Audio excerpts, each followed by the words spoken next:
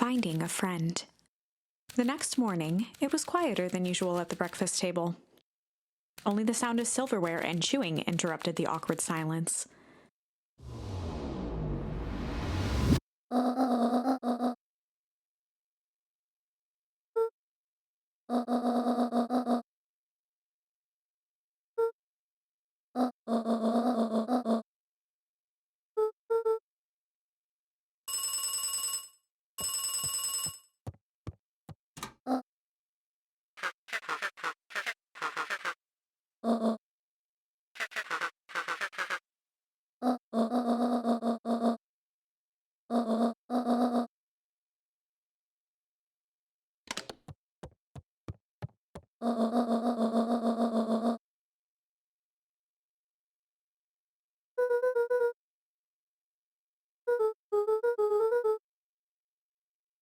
Gran's brow furrowed.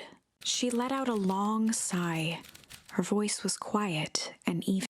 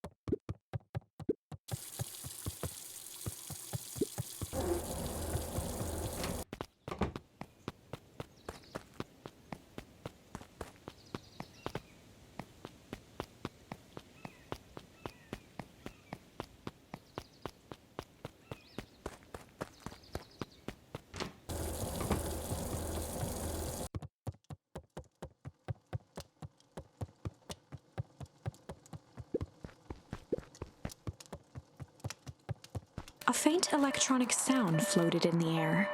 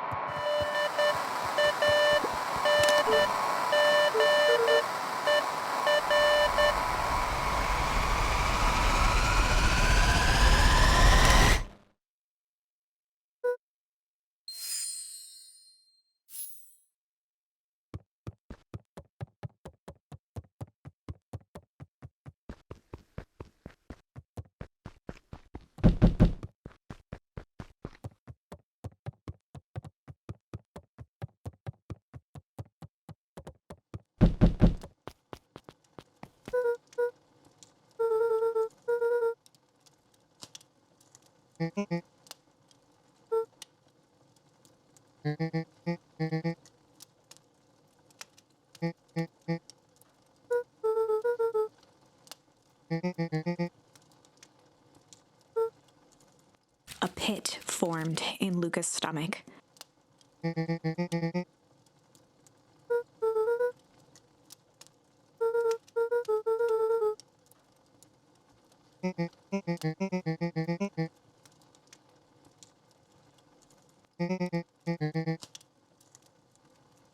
Luka's mouth felt dry.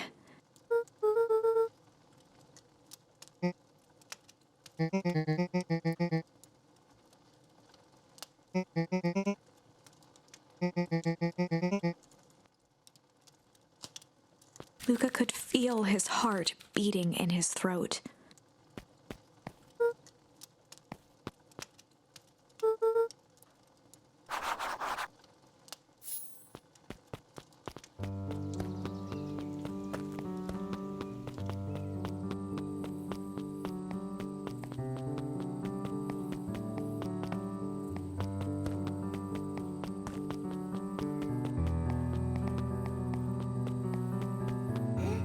The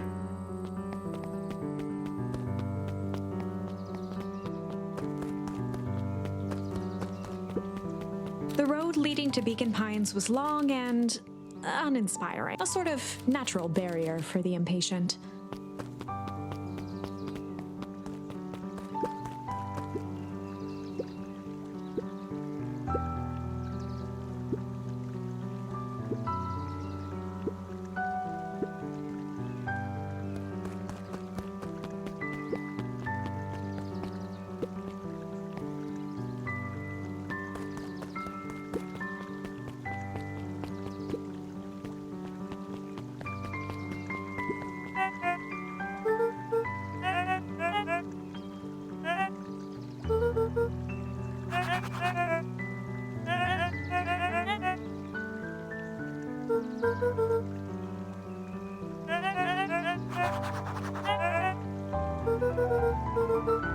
Toby looked up from the clipboard excitedly.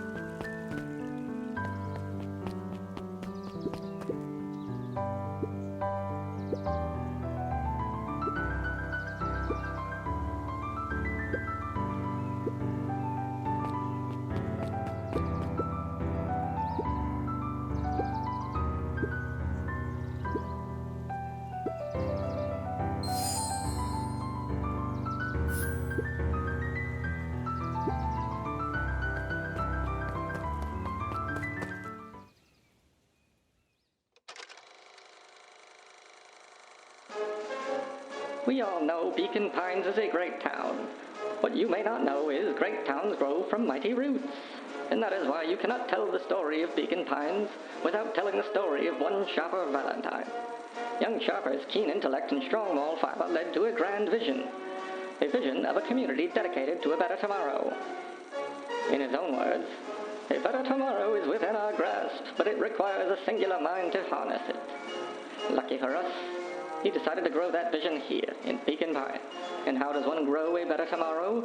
With fertilizer, of course. Valentine's Fertilizer Company became the lifeblood of a town yearning for purpose. But then tragedy struck, a scientific experiment gone wrong. An accident which took Sharper away from us far too soon. To this day, we struggle to pick up the pieces. But one foul harvest isn't enough to stop the people of Beacon Pines. The spirit of Sharper Valentine lives on. It lives in the hearts of everyone with a dream for a better tomorrow. Together, we will follow his example and grow a bountiful future. Paid for by the Valentine family and the Valentine Fertilizer Company Reverence Fund.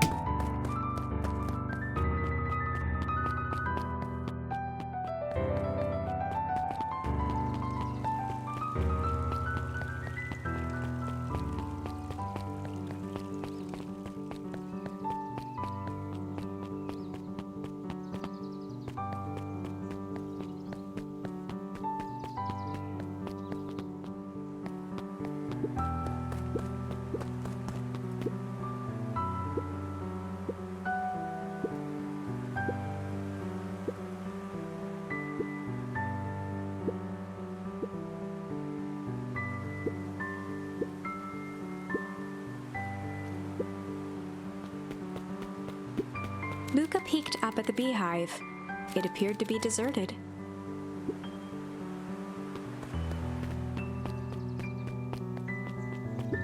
The Valentine Mansion loomed over every other building in town, both figuratively and literally.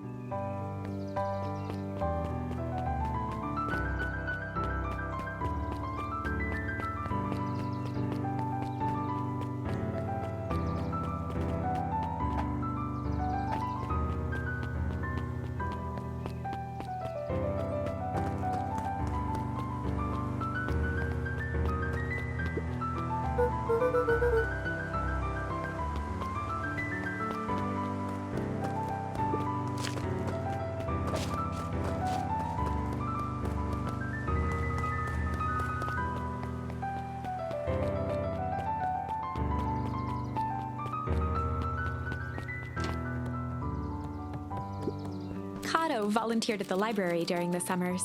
He wasn't very social, so he'd dedicate each summer to becoming an expert in a single subject, making him a reliable source of very particular knowledge. If you were to ask Kato something he didn't know, he'd escape into the dusty old bookshelves and return with just the right thing. Kato was lost in his reading. Luka crooked his neck to see the title, Introduction to Melitology.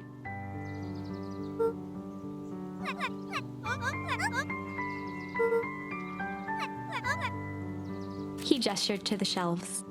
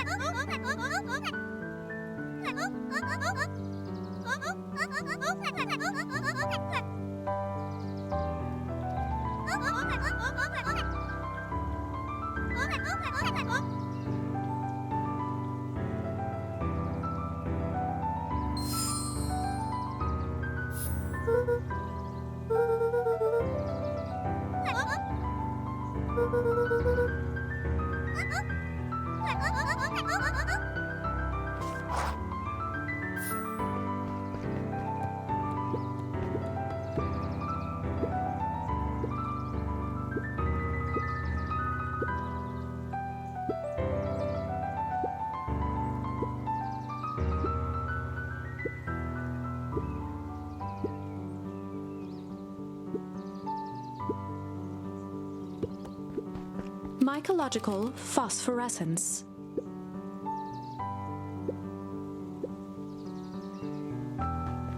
The bottom corner corner shelf was a dusty array of thick science books. Only one binding was clean enough to read: Cellular Biology and the Chemistry of Mitosis.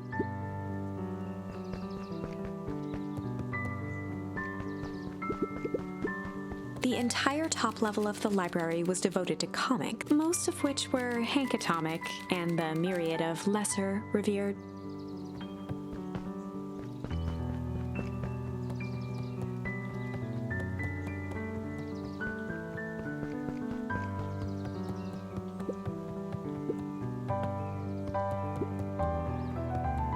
There were rarely any actual new editions, simply a variety of existing content rotated into the front display each week.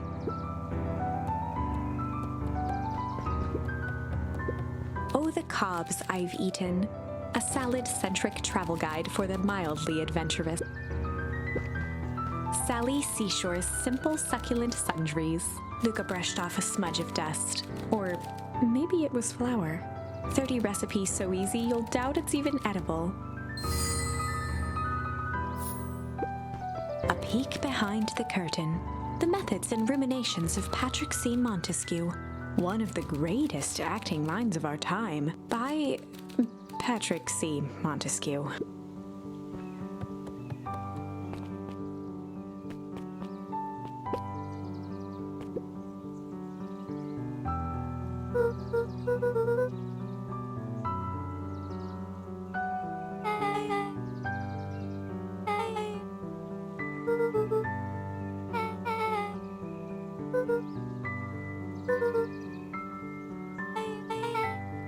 Beck's family moved often, giving her little time to establish any real connections.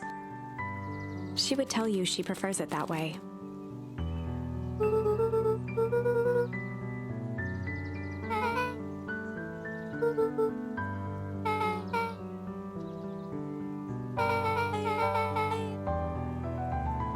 Luka shifted his feet uncomfortably.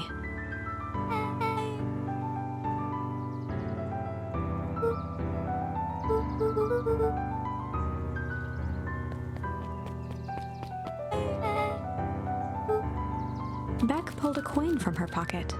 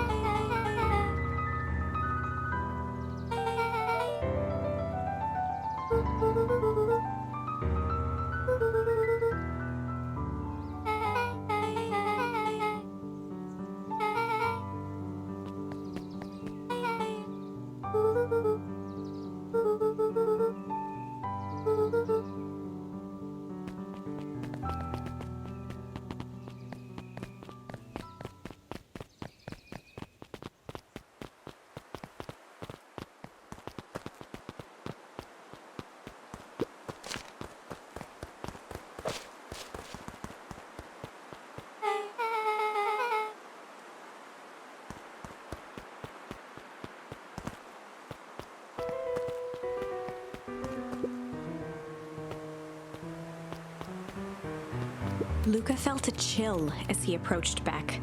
Her eyes were locked on the strange green liquid. The nearby grass was coated in a fine layer of frost.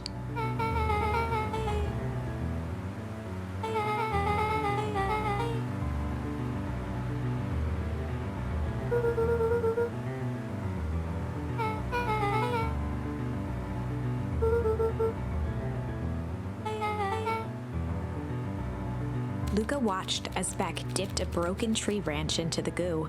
Beck's eyes widened as flowers grew from the dead wood. First small buds, which quickly bloomed into vibrant petals. As quickly as they had grown, the flowers began to shrivel and turn green. Beck dropped the stick with a grunt of disgust.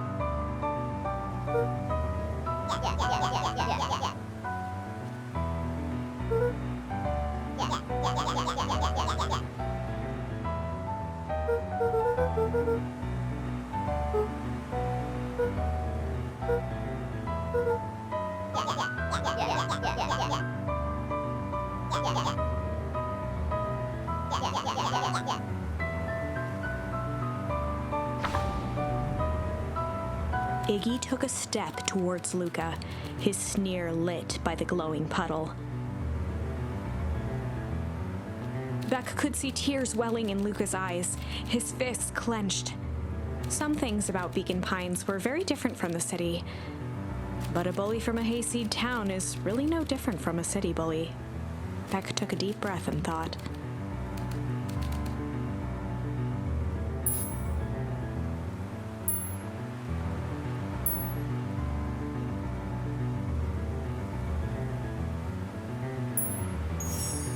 Well, time to bust out the strange.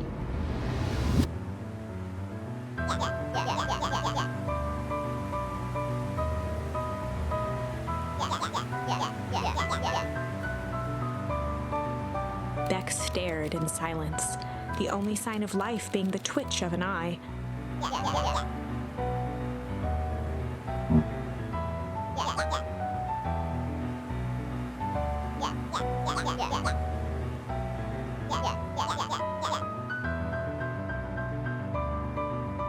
At the sight of Iggy taunting Beck, something in Luka snapped. Iggy's smirk shifted to a look of shock as Luka launched himself into his stomach. Iggy's clothes were drenched in the glowing ooze. Iggy's voice began to slur as he struggled to get up.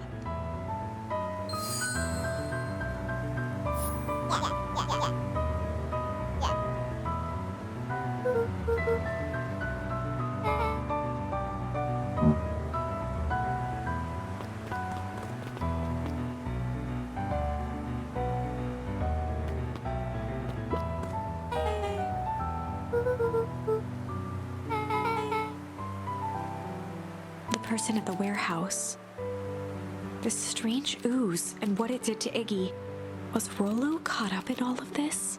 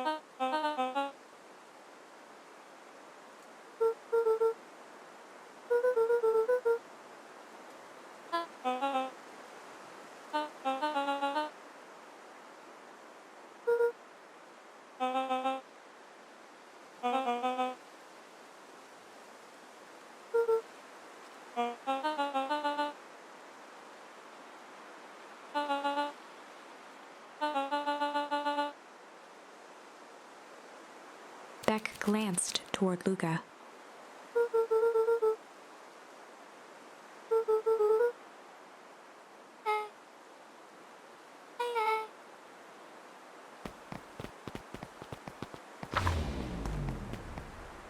Rollo was safe. A wave of relief washed over Luka, which was quickly replaced by a sense of dread. Gran is going to kill me. If he hurried, he might just make it home before sundown. Chapter 4.